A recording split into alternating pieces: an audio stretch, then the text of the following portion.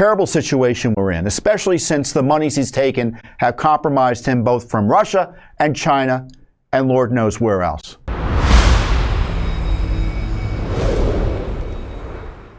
But Tony Bobulinski, the president's former business partner, Joe Biden's former business partner. He won't admit it, but he was. He worked with Hunter and Joe and their other business associates. He testified to Congress. And in his testimony, which was blockbuster, he confirmed or alleged quite dramatically and with credibility that Hunter Biden and Jim Biden, Joe Biden's brother, lied to Congress repeatedly about what they were doing with Joe Biden in terms of foreign monies from abroad, etc. And Bobulinski had some dramatic testimony in this regard about how the Chinese have compromised the President of the United States. My biggest appeal to everyone in this room is I wish you would spend the time focusing on the fact that the Chinese Communist Party infiltrated the White House of the United States of America through the Biden family. I don't say that lightly. It's not a joke. I was willing to die for this country, as was my father and both my grandfathers and my brother. This is serious, serious stuff. We should be asking how that happened. Take the Biden name and the Biden family completely out of it. How did the Chinese Communist Party infiltrate the White House of the United States of America? Let's start there, focus on those facts, what they did, how they did it, why they used money, why they used private enterprises instead of military stuff and other stuff. That is huge to our national security. Important point by Tony Bobulinski. By the way, a veteran who's been maligned and smeared by the Biden regime and their apologists. And he had to suffer through this crazed questioning by the infamous progressive Democrat who's essentially a Marxist, defending the worst type of cronyism and political corruption involving foreign corporations. I just love how these progressives give Biden a pass on the worst type of crony capitalist corruption. And I posted something on Instagram where I was watching it and reacting. Here it is, AOC's infamous questioning. Is it your testimony today that you personally witnessed President Joe Biden commit a crime?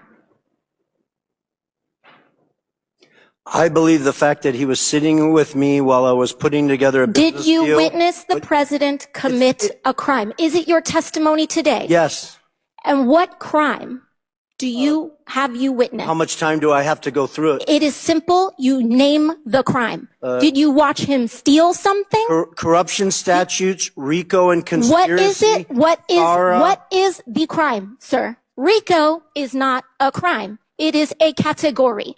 What is the crime? It's a category of crimes that you're then charged You under have charges. A long 100 You list have of charges.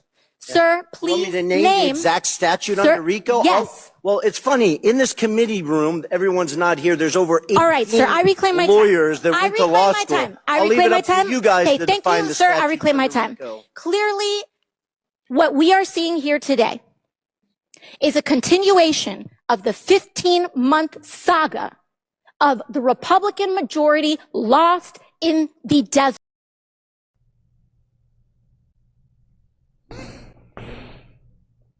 So RICO is a crime. It's a federal law. Now, there are components of that crime, but it's a crime.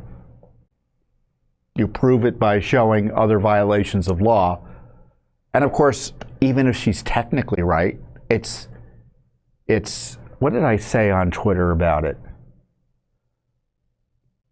Dishonest sophistry, right? Is that the way to put it? But that's the most sophisticated argument you have, frankly, AOC is promoting against these issues related to Joe Biden's corruption. And so my question is, when is he going to get impeached? We've seen this impeachment issue pop up now. We're in nearly April.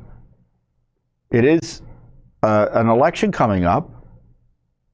And I've kind of pushed for answers on this, and they don't know when they're going to impeach him, or even if they'll impeach him at all, because there are some fearful Republicans who don't want to address this issue forthrightly, despite this dramatic evidence of criminal activity by Joe Biden. And, you know, in the meantime, you have this unprecedented jailing of former, I shouldn't say unprecedented because I go back to the Nixon years, but of former senior White House officials who were involved in a good faith dispute with Congress about whether they could testify or not, and specifically Peter Navarro. And I posted up something else on social media the other day where I was watching him. And pray for Peter Navarro because he's a political prisoner. He's going to jail because he was found guilty by a D.C. jury, prosecuted by the Biden regime, for failing to abide by a subpoena from the Pelosi witch hunt operation in Congress. And here's what he had to say just before he went to jail. As hard as will be on anybody who is in there, it's harder on their families. And this is who those Democrats have hurt. This is who the Democrats have hurt. I will walk proudly in there, do my time,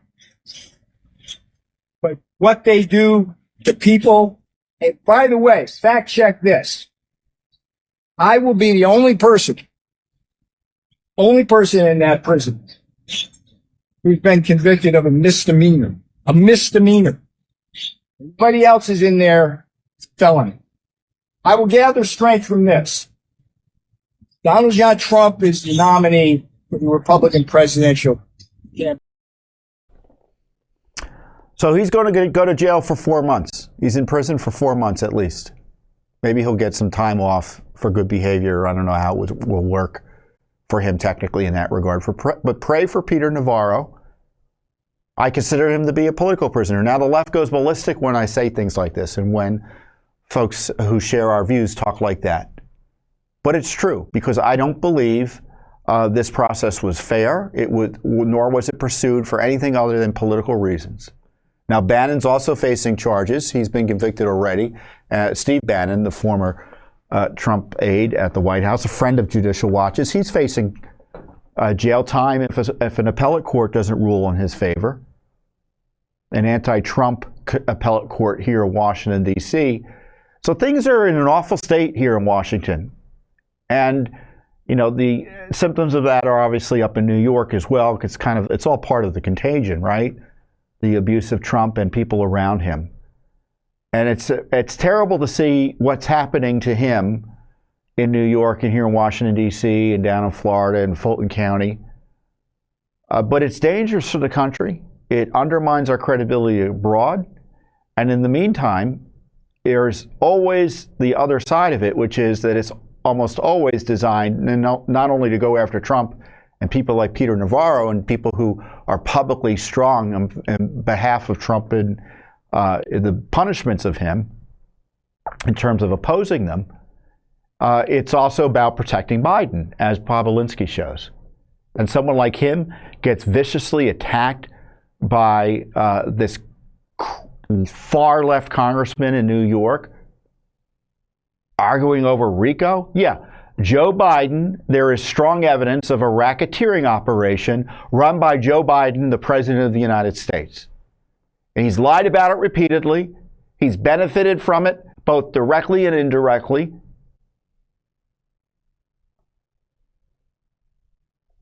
And his family's involved in it as well. So it's the D.C. mafia,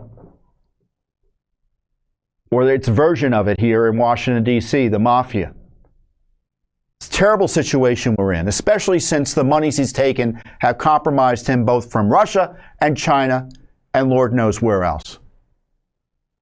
And Judicial Watch will continue its separate investigations on all these issues, and I'll talk about them here.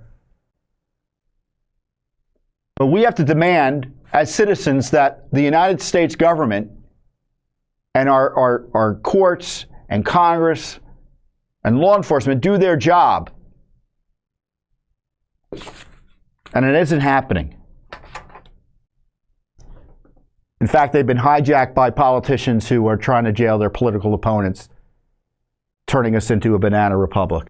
Thanks for watching. Don't forget to hit that subscribe button and like our video. down below.